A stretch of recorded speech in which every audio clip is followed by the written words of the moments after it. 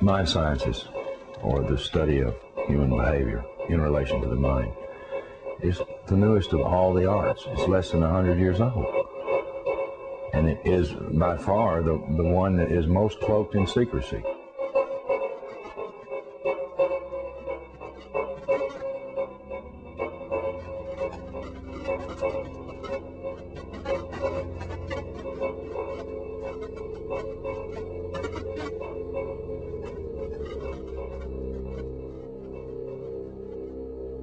The origins of psychological warfare were in Nazi Germany, and in the Nazi ideology they had something that was called Weltanschauungskrieg, which means worldview warfare. The idea for them was imposing the Nazi worldview on the countries that they had occupied. The Americans picked up this idea, created an American version of it, and called that psychological warfare.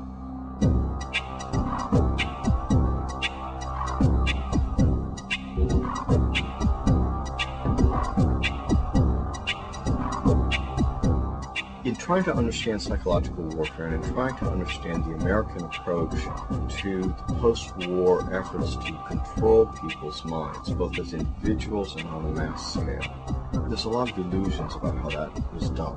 Were Nazis involved in that process? Yes, they were. Project Paperclip was a United States government-sanctioned CIA operation for the importation of Nazi and fascist scientists into the United States.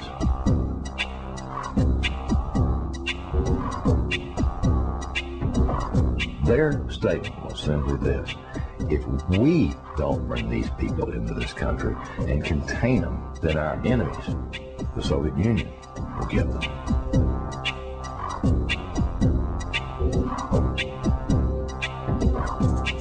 The first wave was to bring these scientists. There was 700 odd propulsion scientists, and then there were some 600 and some odd mind sciences people that they brought in.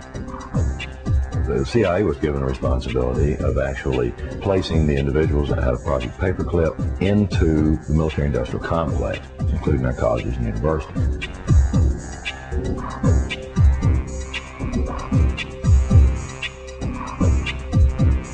Mind control was a psychological warfare weapon that Adolf Hitler regarded as the answer for taking over the entire planet.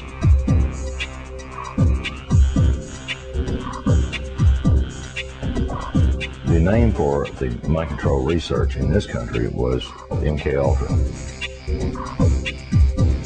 MK-Ultra was one program of a series of programs that came out of the CIA to experiment with different types of mind control, using drugs, using electroshock, using insulin shock, and other techniques.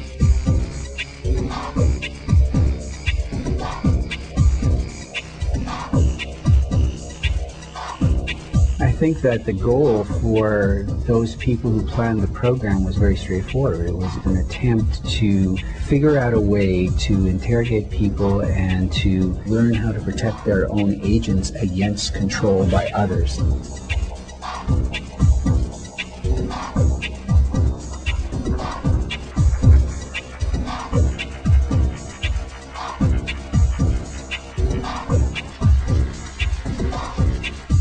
If you put someone in a position of being disabled by not feeding them or not allowing them to sleep or overwhelming them with sound, if you use massive shock treatment and you give people massive doses of drugs such as PCP or mescaline or amphetamines or LSD, and if you put them in periods of darkness where they can't predict from one minute to another what is going to happen next, so they're always dreading, there's no consistency to sort of what's going to happen, anybody can be put in a position of being open to brainwashing.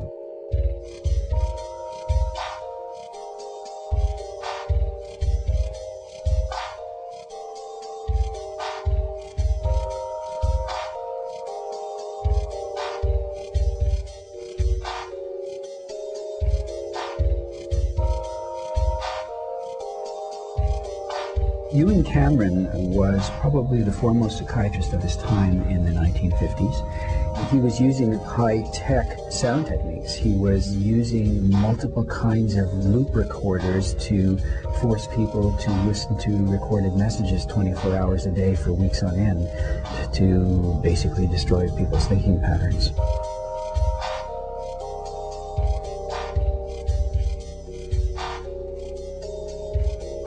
He injected the lysergic acid into the vein, and he patted me on the shoulder and said, "Now there, lassie, we'll see you later." And I started to feel very frightened, and the fright became a terror.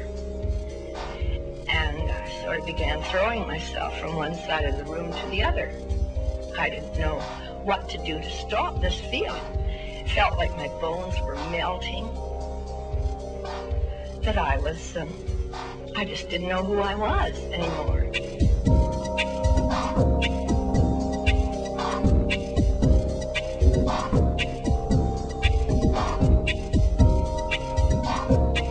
This is not just break-ins at people's homes. It's not just invasions of privacy by illegal wiretapping. This is an invasion of a person's mind. And that is about as profound an injury, except for loss of life, that the government can impose.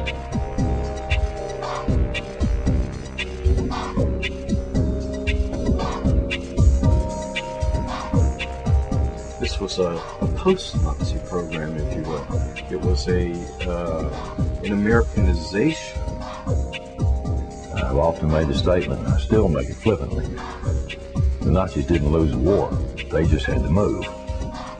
Now it's 50 years later. Now they're much more clever, much more sophisticated. They have a lot more money to spend.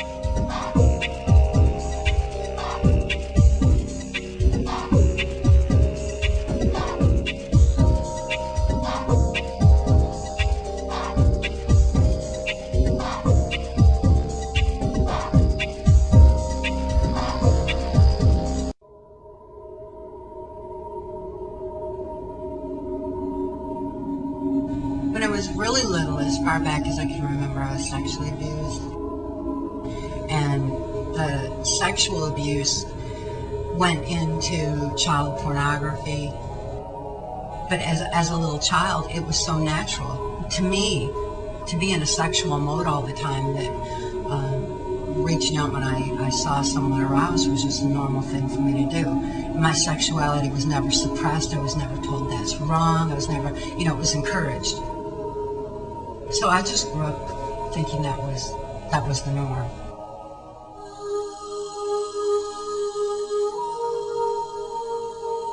With the abuse that I went through, it was as though my spirit was removed from it, like it took flight. It was in a safe place, one that was actually in flow while my body was being directed by other people, and ended up, being involved in things I no way I ever would have participated in.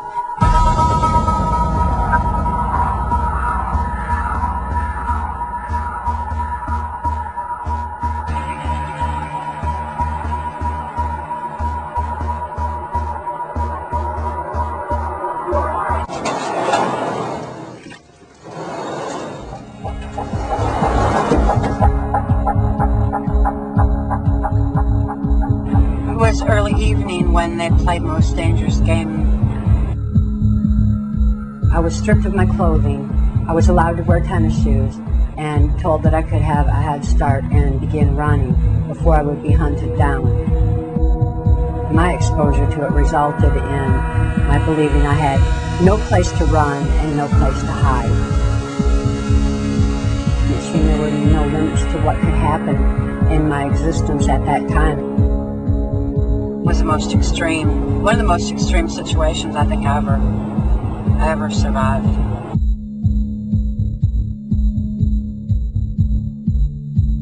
Greetings and salutations. Mark Phillips and Kathy O'Brien have been through a lot.